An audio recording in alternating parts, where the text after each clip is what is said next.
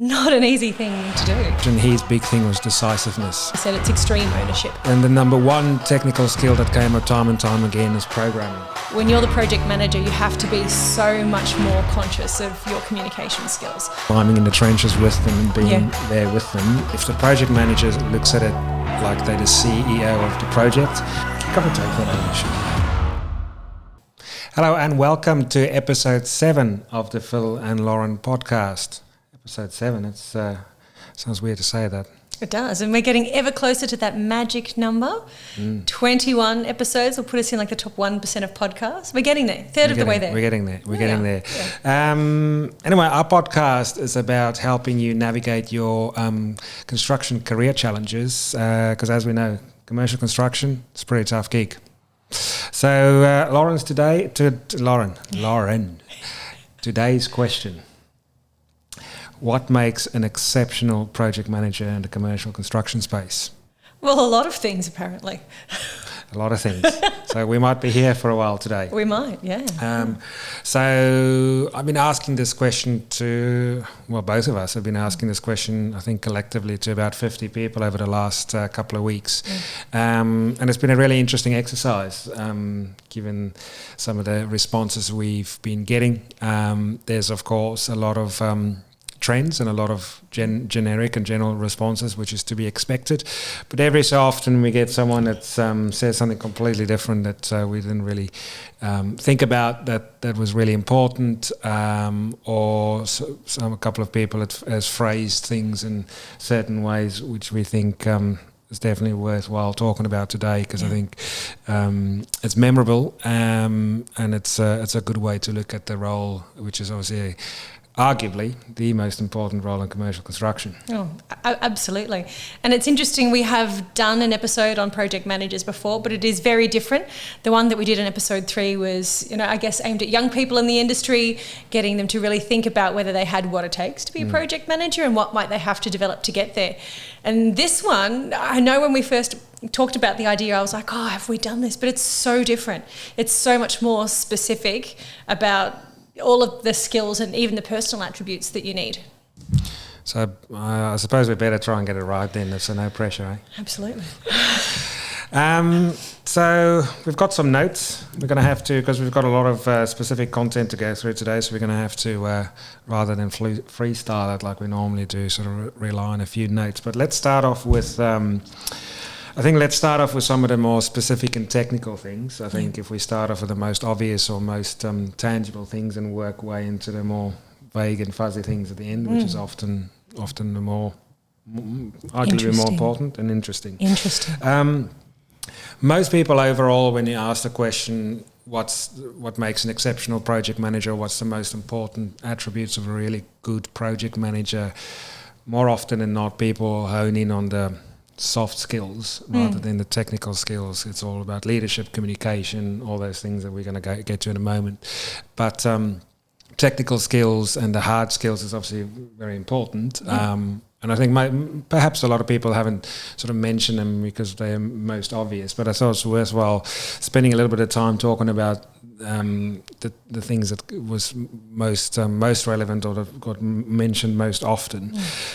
And the number one technical skill that came up time and time again is programming. I think a lot of people, a lot of directors I've spoken with believe that there's a lack in that skill set, or there's a challenge in project managers of today, perhaps not having that skill set in abundance or not being as strong in that skill set. And it's maybe for a lot of different reasons. I've asked someone the other day, I said, do you think that if you look at the last decade, do you think that skill set isn't declined, or do you think it's on the increase in terms of if you just take a cross-section of project managers and you look at their programming skills? And his view was that that's a decline. And that's maybe a byproduct of a couple of things. I think it's a byproduct of how people get promoted much quicker these days. True. Right. So I think back in the olden days, project managers would normally be all in their late 40s and 50s, and nowadays we see project managers in their sometimes mid 20s, late 20s, and early 30s. So I think maybe there's a perception that people get promoted too quickly, but also I think how people get to the project management role, and there's perhaps some builders feel like a lot of CAs that just spend a lot of time looking at contracts in the office and then become project managers. They find it difficult to look at to be really highly skilled at the programming piece. Okay. So I think it's worthwhile for CAs and project coordinators or anyone listening to this that have got the intention of stepping into a project management role in the early years to focus on honing those programming skills. Someone mentioned in the hard dollar tender industry where you get fully documented work handed to you from consultants. Often there is a program there that's been done by their programmers, but he felt that you need to almost redo that program, take it as a guide. And he said, sometimes 3 days, 4 days, 5 days worth of solid work where you have to almost lock yourself in a room and go through the program in detail. But I guess the program can make or break the project from a financial perspective, from many different perspectives. Yeah, and I think that's the bit that some people forget when they want to be in charge of things and they want to make decisions, is actually there are some, really quite basic core behind the scenes skills or stuff that you just have to sit and do. Yeah, and I think programming is it's a difficult skill set to learn and to acquire, because you can't look. I'm going to go out on a limb here. I don't know anything about programming, but I would imagine that it is something that you can't just learn theoretically. Yeah. I think every project is very different, and there's so many different nuances to every project, and there's so many different subcontractors, and there's probably an infinite amount of variables that you have to take into account as to whether the program will be actually work in the real world, and if it doesn't, then you're in trouble. So I think my advice to CAs, project coordinators, is to every single opportunity that you can get is try and peek over the shoulder of the project manager doing it, or ask to be part of that process, because I think if you can be really, really strong at programming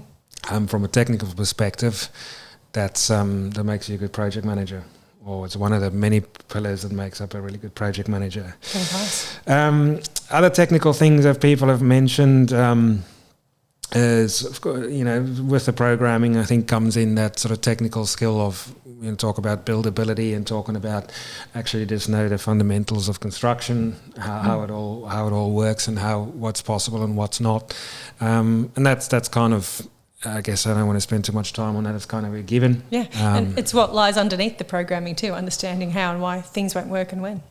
It's interesting, isn't it? Because if you ask the average person in the street, tell me what a builder does, they think a builder is a guy wearing a tool belt with a hard hat and knows their stuff when it comes to building, putting things together. The reality is a lot of head contractors, and especially big contractors, the contract administrator, the builder is often quite far removed from picking up a hammer. So it's not always a given that your project manager has got really strong technical skills. And I think the difficulty there is that builders that have got org charts and career pathways, that is where you go from being a CA that spends a lot of the time in the office, and when you sort of really focused on procurement and contracts and financials and commercials, and when your exposure to the actual technical side is sort of almost secondary, and then through time served and longevity, all of a sudden you're promoted to project manager. I think that can become, because then you have to really rely on you obviously have to rely on your site manager and your site teams and your engineers. But if you don't know what they're doing, if it's right or wrong, then you could have a difficult time of it. This was where we found, it was interesting, when we spoke to people, there were at times, yes, this, but also that, and they seemed contradictory. And one of them was in, you have to know your stuff, like you have to have this technical knowledge, but also at the same time, you had to be able to put aside your ego when you didn't. And you've pointed out something really important here. There is more than one pathway to project manager. And we know a lot of people go through, the CA pathway, and they do have that good knowledge of contracts and how that works. The PC role can have a little bit of that and a little bit of buildability, and so that might give them a basic level of both. But there are plenty of project managers that have come through a site management role. And what's interesting there is they will absolutely get that buildability part, but perhaps not some of the paperwork and scheduling. Yeah, it's when I recruited over in the UK, the site managers more often than not became project managers, and over here it's not the case. It's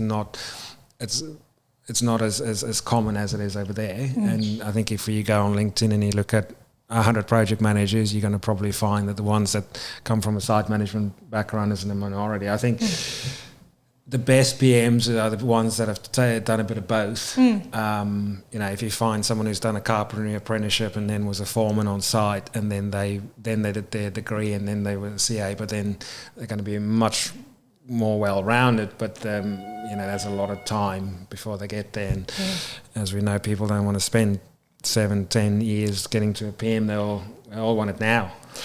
That's true, and I think part of what we'll talk about throughout the episode, particularly when we get to the leadership stuff, is it's so hard to be everything to everyone. When you are running a project, just like when you're running anything, a business or anything else, any form of leadership, you're trying to be everything to everyone, and you can't always. And I made an effort to speak to a project manager that had come through that site management role in preparing for the episode, because I thought it was really important to get his perspective. And it was quite interesting. He was saying things like he works in a team where about half of their project managers were site managers, and the other half came through the degree and were CAs or PCs instead. And he said they actually have a really nice balance, but it's because they all accept that the other half of the group has a different and complementary skill set. So he finds when he has a problem that arises on site, he's able to solve it like this really quickly. He knows what will and won't work, whereas the other guys might come to him for advice. It might take a bit longer, but when he has a problem with scheduling and contracts, he's going to have to do the same thing. Yeah, and I think all of the stuff that we're going to be talking about today is probably, a lot of it will be quite highly dependent on the tier, the type of project. Running a $2 million fit-out project and running a $400 million tier 1 project, there'll be a massive difference there. True. In terms of everything we're saying. So True. Smaller the project, the more you can get across it all, and maybe the easier it is to close those skill gaps. It's all a bit different. I don't want to, we're already 12 minutes in, so I don't want to spend too much time on the technical stuff here. I think safety culture, knowledge on, safety is probably has always been important, but in today's world, more important than ever. Absolutely.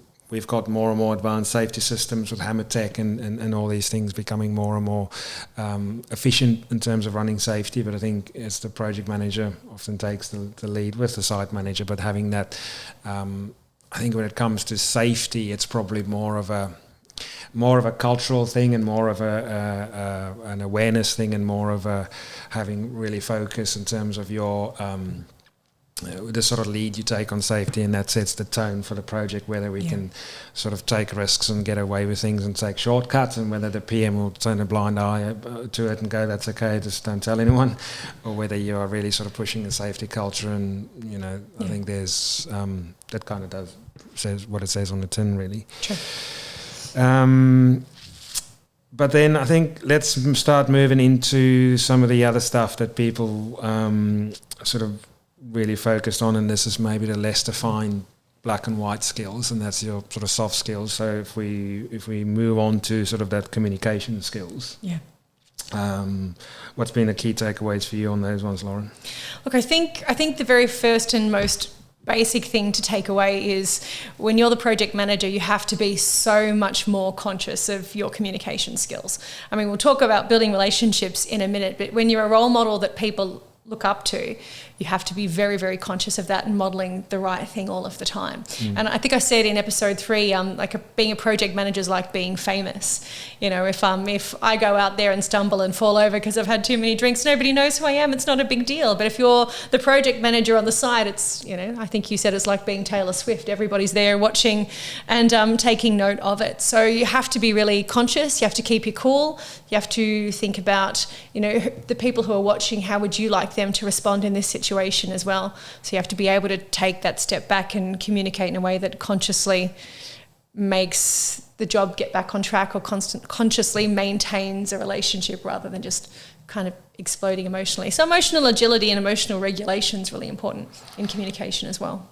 Yeah, look, I think, and this is especially important, and it really shows when things go wrong and when there are crises on site. And I think we mentioned this in one of the other episodes as well. You either just got to, the best project managers are the ones that have sort of learned the hard way and have sort of got a few disasters under their belt from previous projects and just from being in the industry a long time. So they kind of exude that sort of quiet confidence that they kind of know, you know, just keep plugging away at it and solve the problem. And the ones that don't, that are freaking out on the inside, you probably have to sort of, I don't know, whether you have to bottle it up a bit. But if you're freaking out and everyone's looking at you, your team is looking at you and saying how are you as the leader going to deal with the situation, and you either freaking out or aggressive, then the whole project and the whole team is going to be in trouble. And I think it's obvious, but I think that's just something someone, as any leader, will have to. It's more awareness than anything. Being aware of how you're being around it, and you have to. And that's difficult. It takes a lot of energy because you've got to be on guard all the time as to how you are behaving in any situation. How you're being perceived. And you know, the young people I speak to in construction, they really want that good communication role modelled for them, because that's what they're learning when they're coming up through them. And so they're watching you so closely to say, oh, when that happens, this is how I should handle it in the future. Then it comes down to, you know, relationships, building relationships. That's a very obvious one. I think good project managers, it's all about relationships, and you've got you got communication with many different walks of people in many different walks of life, right? So you got to be able to build relationships with subcontractors. You got to be able to build relationships with your team and your staff internally. You got to build relationships with the consultants and the engineers and the client. Each one of those groups of people, they'll take very different approaches, and it's interesting. I think we spoke about this earlier today, is that if you think about what we do in recruitment and the calls that we make, and whilst we're on that, thank you to everyone that's helped us with all the information and putting this all together, because it does take time to talk to people. But I think that if we call 50 people, and 25 of them are project managers and 25 of them are more junior people, we often have better conversations, have better get a better response from the project managers and senior people. Like some of the project coordinators and younger CAs, if they don't want to talk to you, or they think we just calling to sell them something, they will just kind of be quite blunt, rude, and cut you off, because they're not interested in talking to us, no value in it maybe for them. But the more senior people, project managers, project directors, they often give us more time. And that's not just talking about us because we're recruiters or whatever, but they do that with everyone, because they know that it's what's that thing in saying how you do one thing is how you do everything. So the way that they communicate with everyone and their stakeholders, they've learned that you can't shut doors or burn bridges or say something to someone that's going to have a negative view, create a negative view on you or your company, because that somewhere along the lines comes back at you. And maybe that's just a bit of maturity, or maybe that's just the awareness and the confidence that comes with being a leader. Over time, understanding that relationships are everything. So So then I guess we'll come to that sort of leadership piece in a minute, but coming back to that communication, we've been talking a lot recently about talking to people over the phone and face to face rather than email and text message. Yes. And I feel like I'm 75 years old rather than early 40s as I am by saying that, because I think the gap between there's a generational conversation here. Yes. And there's a technology conversation and there's an efficiency conversation around how do we communicate with people. Yes. But if you talk to project managers and communication, it's a reoccurring theme again and again and again. People will say, pick up the phone, and project managers, pestering their CAs or keep having to say to their CAs or the younger people, pick up the phone and call the subcontractor. Yeah. Number one, the issue that has to be resolved here, if we send emails and wait for them to respond and then we respond, this whole thing can drag on for 2 or 3 days or a week, whereas it could be a 5-minute conversation and it's done. And secondly, you can't communicate tonality and intention through written communication. And it's interesting. I said to someone the other day, I made this point to someone and said, you can't build relationships over text messages. And he said, yeah, but younger people, they do that. They do build relationships over text. So I don't know, maybe we're just too old to know how to do it. But it's but I don't think in business. I think, and I counted. I said I think you can maybe continue a relationship over text once you've got sort of a baseline of communication and rapport there, then it can be continued and or furthered through this means of communication. But I don't think you can just do it. And there's been so many examples of where we've spoken to project managers, and one PM was saying, the contractors are calling him saying, who's Chris? He keeps emailing me, and I don't know what he wants. Like, why doesn't he just call me? Yeah. And it's like, just call the person. So good PMs, and I think if you've been a CA or a project coordinator and you've managed to get away with just communicating this way and it's become a habit, and all of a sudden you're a project manager, and if you're going to continue doing that, then you're going to have problems. It's true, and I think that generational difference, if it is indeed that, it works both ways as well. Like, I think if you are a young person entering the industry, you have to be conscious that if you are dealing with someone perhaps older than you, then they don't like the text messaging or the quick emails. They actually like to talk to you on the phone. So I think if it is generational difference it's making it, I think it can work both ways, and there's something for young people to really learn there. If we continue that conversation on then in terms of being a leader and being seen on site, that's another one. So we're not just talking about the face-to-face as the phone conversations. It's taking that next step and being on site. A lot of people have mentioned that if you're the project manager and you start be that person that knows all the subbies' names, take the time to get to know them. There's been many stories about PMs telling me how, and this ties into the site manager as well, but if you know who the subbies are, you know a little bit about them personally, about their families, the sport they play, etc., and when things are good or bad, you seem to be on site, or you seem to be around there, or you seem to be just present and talking to people, and you're there to help out and solve problems. That goes a long way. And again, a lot to be said for PMs that are, no one. There's often we hear stories of roaming PMs that no one really knows where they are. Like, we've had a few stories when, in recent times when you start referencing project managers, and people say, look, we didn't know where they were half the time. So that's something as well, as like being present and being that project manager or that leader when things are going wrong, that people know that you are there, and it's almost like climbing in the trenches with them and being there with them. I asked a site manager the other day what makes a good PM, and he said they had an incredibly difficult project that was behind on time, on budget, on everything, and it was just one of those disaster projects that you remember for your whole career as the worst one ever. And he said the project manager was first on site every day, and he asked the site manager every day, what do you need today to make this work? What can I do, and what do you need from me today?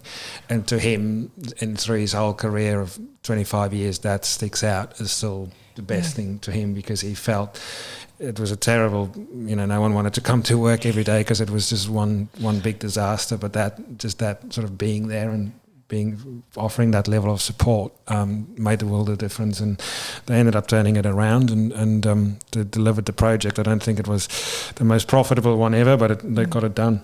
That's amazing, in that those words were echoed a lot even with the younger people in the industry that I spoke to, like just that being there, what can I do to help you do your job, how can I help you get there. So I think the last thing you want as a project manager is to be seen to be out of touch, to not know what's going on. If you're there, if you're in the trenches, then that builds respect straight away. And that's part of leadership, is being there in the trenches with the people. With that, that ties nicely into one of the directors mentioned his big thing was decisiveness. PMs that need to be able to make decisions. And it's interesting, this conversation, I think, because it's not as... I think there's lots of areas of grey, even though you need to be decisive. Yeah. So he felt like if there's a decision to be made on site, and you have to, and there's so many variables, and then you just don't know which way to go, and you're getting consultations from subcontractors and consultants and many different parties. Sometimes it can become very difficult to make a decision, and it's, his point is like, just make a decision. Like, even a wrong decision is better than no decision. Yeah. And that ties into this sort of video I showed you earlier from it was one of these Tony Robbins videos. I'm not a big Tony Robbins fan. I haven't listened to his stuff in like a decade, but there was one story that he told that still stuck with me. And then before we filmed this, we looked it up, and it was about a military scenario in the US where they had to make this decision that influenced the direction of the US military for the next decade. And they had all these pages and pages of documents and 20 people in a room and consultants, and there was an infinite amount of information to sift through. And then this general just stood up and said, go do this. Plan A. That's the end of it. We're going plan A. Yep. And everyone just said, yes, sir, and carried on. And then this one analyst, he was like, it can't be right. How can you make a decision like that? Because he didn't even take all of the information into consideration. And then, ended up having a conversation with him, built up the courage to ask him the question. And the general just said, like, there's no way we can absorb all this information to make a decision. Yeah. Just if we know it's the wrong if it's the wrong decision, we will know quicker. Yeah. And if the right decision, it'll work out. Well, decisions lead to action one way or another. I think that's a very oversimplified story, and it's probably the reality of the story is probably not as simple as that, but it makes the point.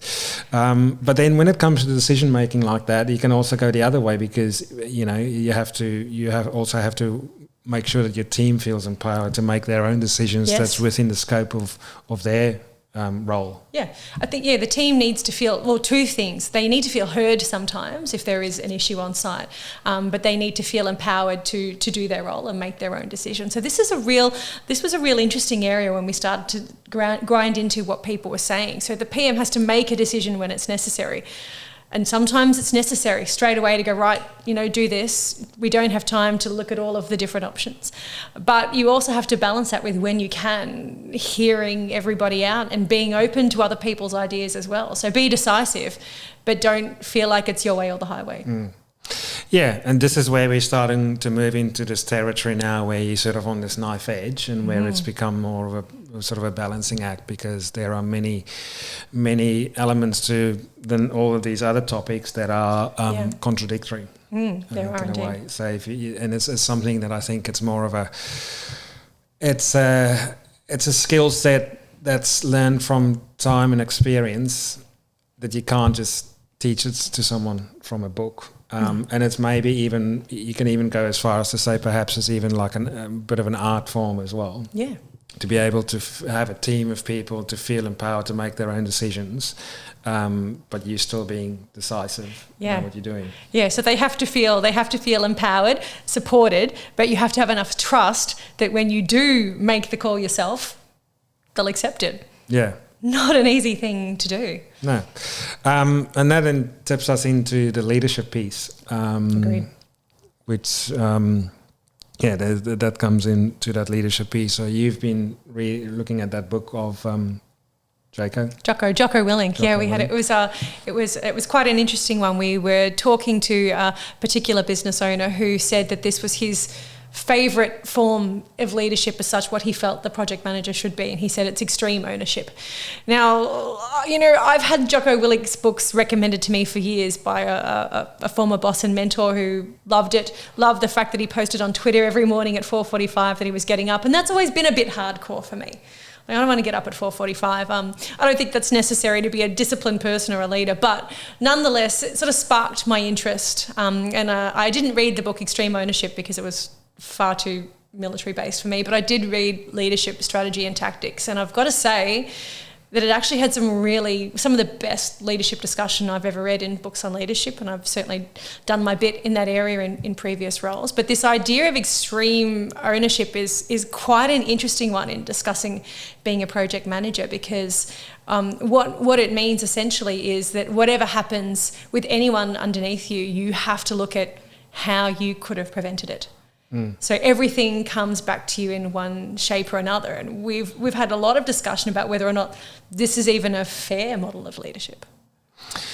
I don't think you can say it's fair or not. I think it comes back to your own leadership style, and maybe, I mean, look, at the end of the day, what we're talking about is a psychological model, right? It's like a model or a framework that you have in your head in terms of how you run your business, your life, and your role. I think there's two sides to that coin. If you talk about that extreme ownership, I think if you're not someone who can separate yourself from beating yourself up when things go wrong, I think then it'll be a very difficult model to implement, because you'll just be miserable all the time and feel like, and then it could actually affect your confidence. Like what you were saying, this guy, he just learns from it and moves on. Yeah, the way that he did it was, he said, like, for example, if somebody underneath him didn't follow an instruction that he gave or wasn't able to do a job that he'd given him, he says, right, well, what did I do to make sure that this didn't happen? Did I make sure I repeated the instructions? Did I make him repeat it back so that I know that he had it? Was I aware enough of his skills and abilities to give him this job in the first place? And the way that he did it, and I guess in a military situation, you can't afford to be hung up on these things. But the way that he did it, I actually thought was really beneficial, because it was a consistent focus on improving himself as a leader. What did I do wrong? So that I know next time that I need to do it differently. And then he just moved on from it. Yeah. So the lesson was in recognising what he did wrong. But I think it's interesting in terms of construction, because you are taking that total control, in a sense, while allowing, again, all of this, delegated leadership, everybody playing their role, but still having it come back to you. And you had someone sort of explain being a PM in an interesting way as well. What do you say it was like being a CEO? Yeah.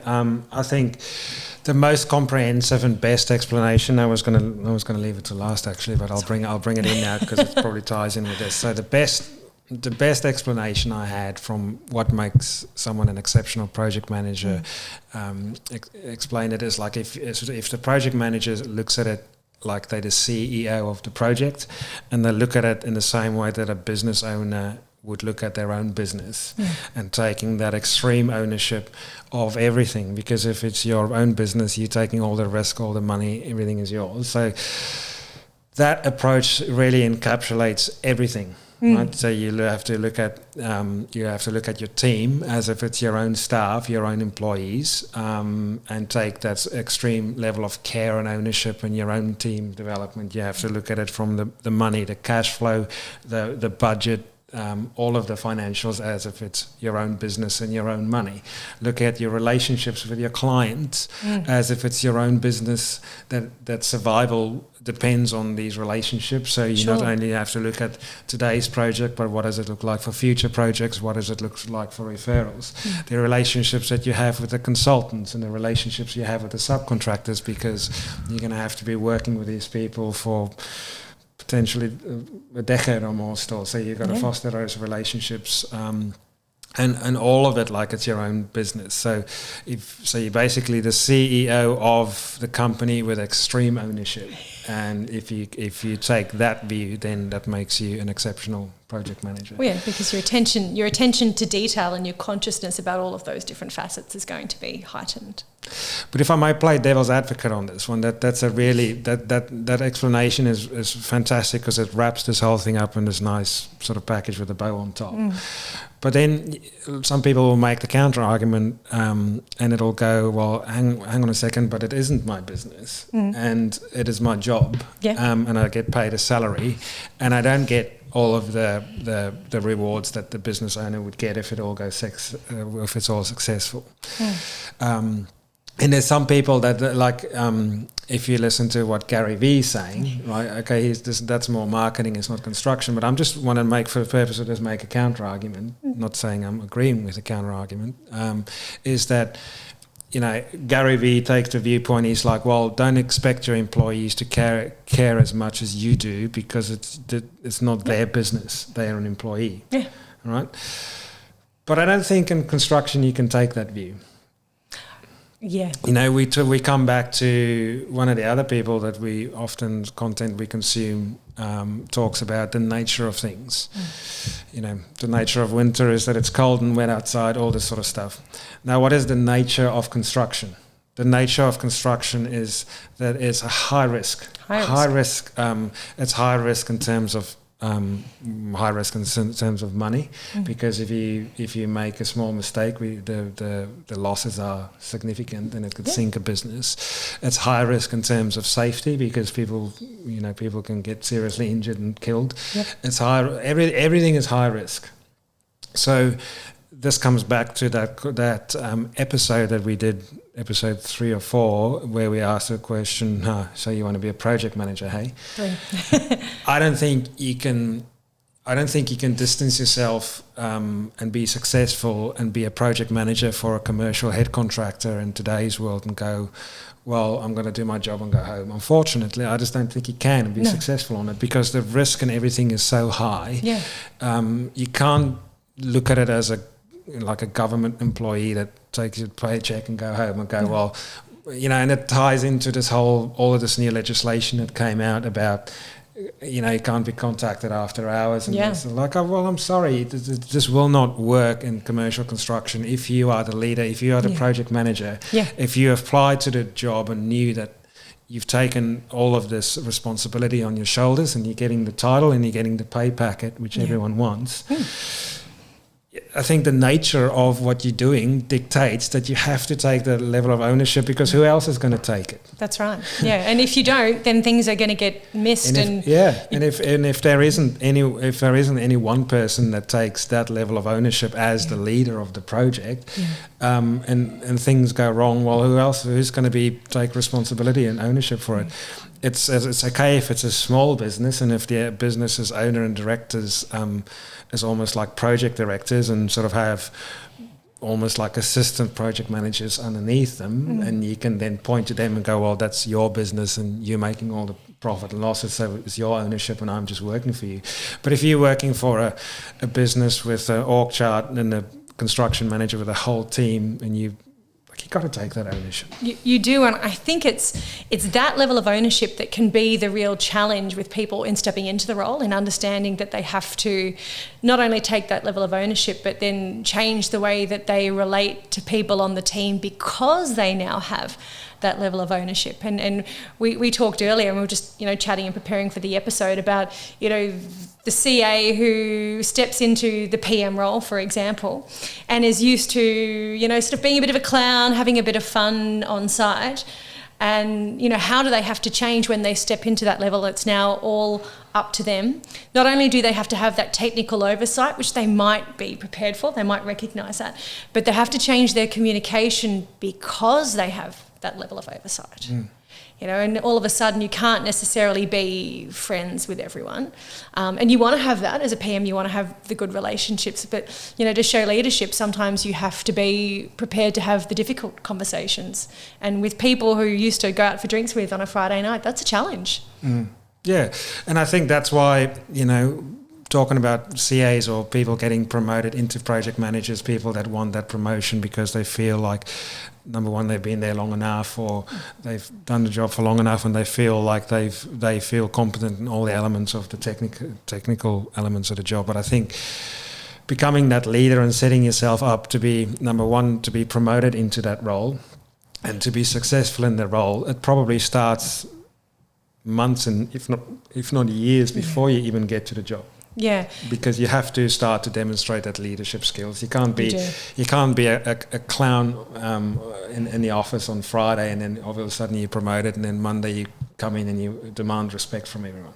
True. You've got to because the people in the business is not going to respect you if you didn't earn that respect before you got promoted. Yeah, and that's often a difficult thing. Yeah, difficult dynamic. You can't not return your subcontractors' calls or hide or not take responsibility for things on a Friday, and then you got promoted, and all of a sudden now you're different on a Monday because you're the PM. Yeah. So all of that stuff has to start sort of way before you get promoted.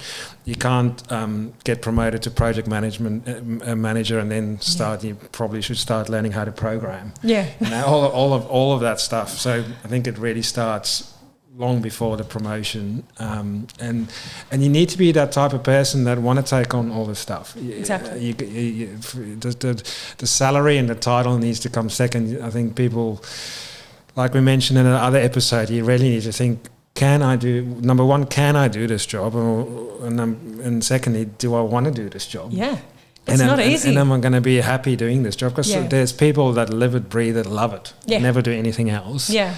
But there are also people that get to that point and go, oof, it's not probably what I wanted, and then they're looking for an exit. Yes. And then and then it's difficult because they can't maintain that salary elsewhere. Yeah. Interesting.